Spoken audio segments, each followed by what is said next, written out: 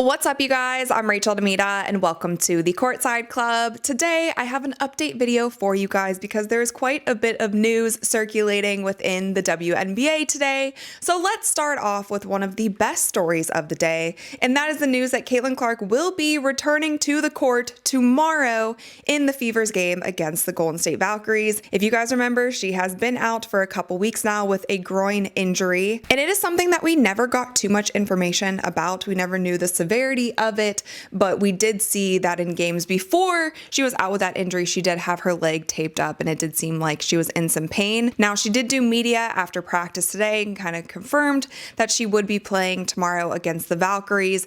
Will she be on a minutes restriction? Will there be any restrictions to her play tomorrow? That we don't know. It seems like the Indiana Fever are keeping this injury in particular really close to the team. They haven't given much information about it, and I honestly think that that's a good thing because, like we've talked about before, other teams can use injury information against Caitlin and against the Indiana Fever if they know how to guard her, if they guard her in a certain way. And so I think overall it's just a good thing. They're keeping it tight-lipped, and we'll just have to see how she performs on the court. But I know fans across the world are very excited to get to see her play. I also do plan on going live for that game tomorrow. It's a day game, it's early, but if you guys aren't working and have the chance to come to our live watch party, definitely join in on the fun. Also happening tonight is the WNBA All-Star draft. So Caitlin Clark and Napheesa Collier are WNBA All-Star captains, and they will be hand selecting their teams.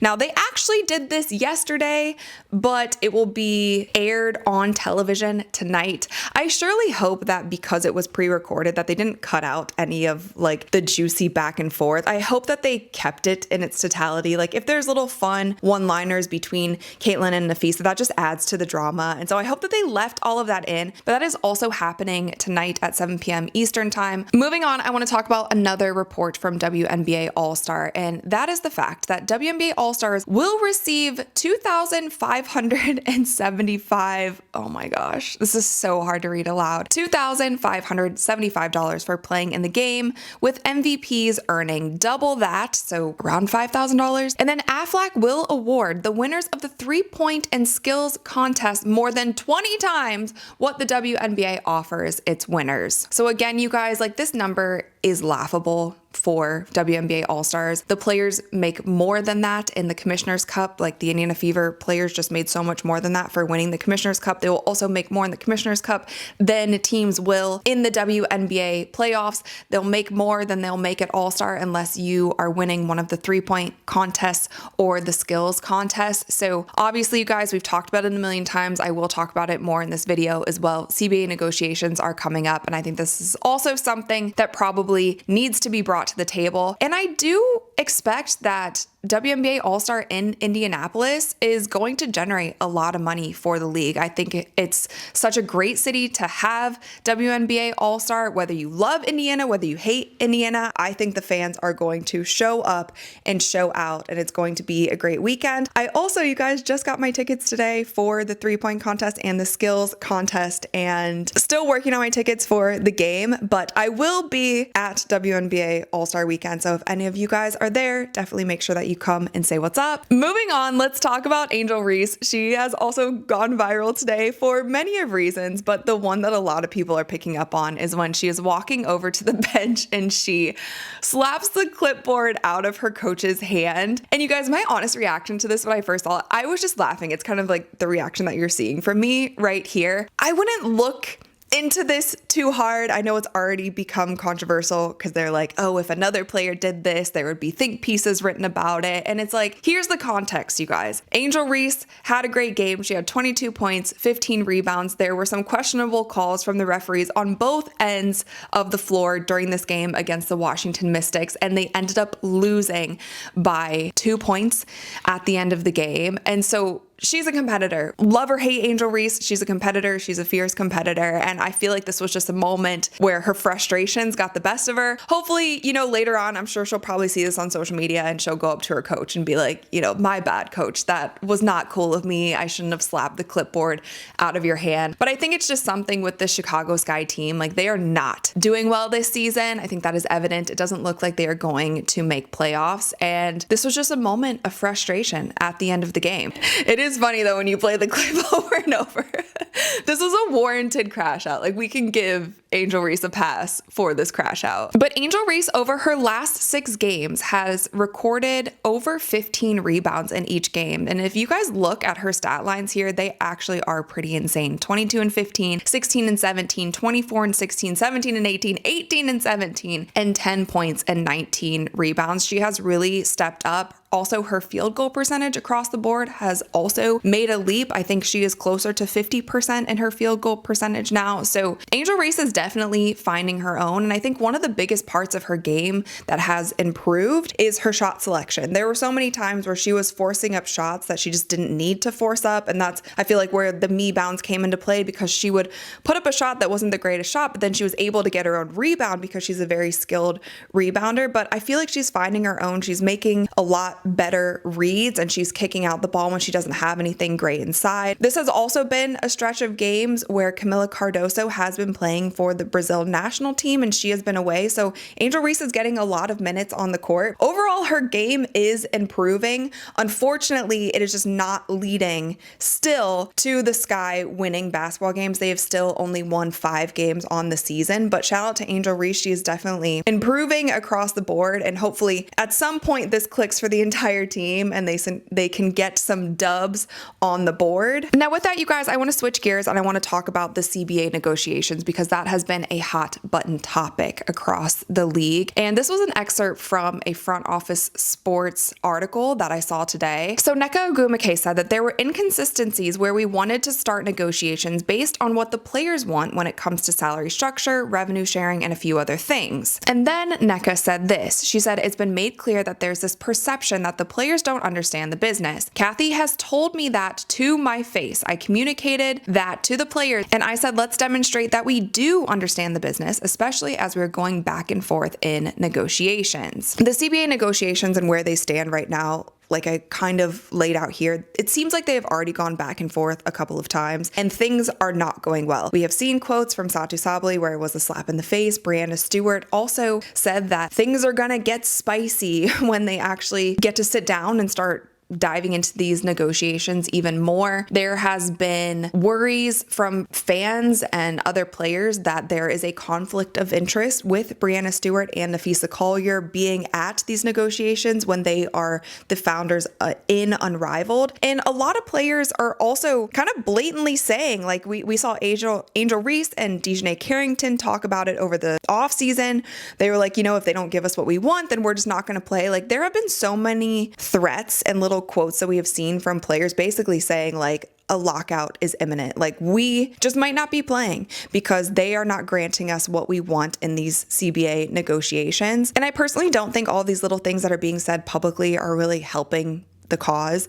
Now, I don't know what is all in what the union is asking for. I have heard a lot of whispers about equity in the league and like owning a portion of the league. To me, that just doesn't make sense at all, especially for a league that hasn't been profitable, because when you own something in a league and then it's not profitable, you're not actually making money, you're losing money as well. So there are just so many things, but it doesn't seem like CBA negotiations are going in the right direction. And then on top of that, there's just been so many things this season that I feel like owners and people who are going to be at these tables negotiating, they're looking out for those things. They've seen how the referees have been this season. They have seen the ratings drop significantly, like over 55% when Caitlin Clark is not playing. They have seen the stuff with Christine Brennan's book. Like, there have just been mishaps across the board when it comes to WNBA media, when it comes to WNBA higher-ups, when it comes to the WNBA players. And I also think that a lockout or players not playing next season or a portion of next season would be so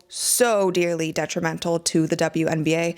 The kind of momentum that they have now over these past 2 seasons is something that is so rare and that happens once in a lifetime, once in a century. You're not going to have this kind of momentum again. You have to ride this momentum. You have to do whatever you possibly can to make sure that all these players are on the court next season. And I also think it's something like, if I were at the table, you have to look at the bigger picture here. And I do want to touch on the conflict of interest thing between the WNBAPA and Unrivaled. So there was this tweet that was going around by this random user on Twitter, and she said, so let me get this straight. Breanna Stewart is WNBAPA president, which isn't totally true. Breanna Stewart is WNBAPA vice president. Nneka Ogwumike is president. But she said Breanna Stewart is WNBAPA vice president. Napheesa Collier is a VP. They co-founded Unrivaled, a league that benefits if there's a WNBA lockout, and they're the ones leading the CBA negotiations. How do you negotiate that in good faith, make it make sense? And then Napheesa Collier actually replied to this tweet, and she said, so let me get this straight. While everyone else was enjoying fireworks, you were thinking about how me and Stewie, of all people, are conspiring to force a lockout that would result in less money year-round for WNBA players. You guys know I love Napheesa Collier. I think she is currently the best player in the WNBA. I'm a huge fan of hers. She seems like a very sweet person as well. I didn't love this response to this tweet because this person on Twitter actually wasn't saying that her and Stewie would be conspiring for a lockout. She's basically said that there's some sort of conflict of interest and how could this be made in good faith. And I have to agree with this user. And this is something that I actually said, if you guys remember last year, there is not a world where Unrivaled and the WNBA can coexist if both of them are successful. And I've told you guys, I feel like at some point in time, the WNBA is going to somehow buy out Unrivaled, or they're going to be writing their contracts to make sure that players, if they are playing in the WNBA, they are not playing in Unrivaled. It's the same thing with the NBA. It's with any major sports league. If it gets to the point in these CBA negotiations and all of a sudden players are making 7 figures, they are making max salaries, you truly think that owners are going to take a risk and say, oh yeah, during your offseason you can play in whatever league that you want to? It's like, that's not going to happen. It's going to be written in contracts where you are playing here. If I'm giving you a max salary, you are playing here and you are playing here only. You are not going overseas and you are not playing in Unrivaled. Like, take this max contract or don't. Or there's going to be a clause that if you get injured somewhere else, overseas, playing in Unrivaled, wherever it might be during the off season, then your contract is not guaranteed. And players are going to be forced to make very tough decisions. And that's just what happens when more and more money gets involved. And Unrivaled was great last season for the players. They didn't have to go overseas. They could stay home and they made a good living during the off season. However, there were players that got injured in Unrivaled. And I know Unrivaled is offering to pay for the season, like if they're out for the WNBA season, to continue to pay for their season if they got hurt in Unrivaled. But I just don't see a world where both of these leagues coexist. I would actually love to see a world where Unrivaled almost turned into like a G League situation. And it could be something where it stays in Miami.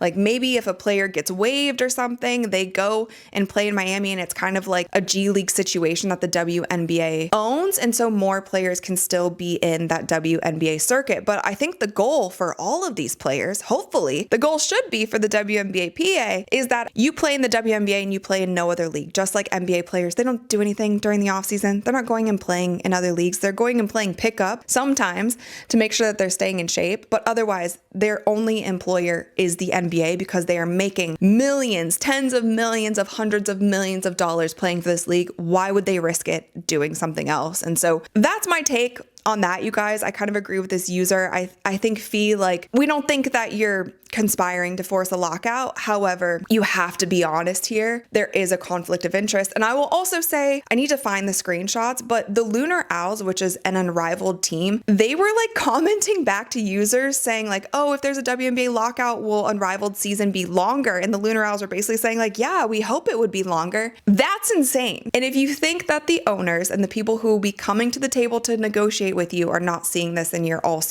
wrong. They are watching every little move. These people with the billions of dollars who are funding the league and funding these teams, they have the billions of dollars for a reason.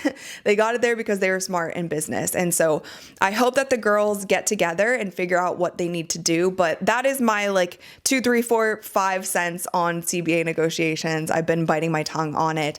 That is where we all are there, and we'll just have to see where things go next. But with that, you guys, that is all that I have for you today. Let me know in the comments below all of your thoughts. Thumbs up this video if you enjoyed it, and click that little subscribe button because we upload new videos every single week. And with that, you guys, I'll see you next time. Ooh-wee and ah.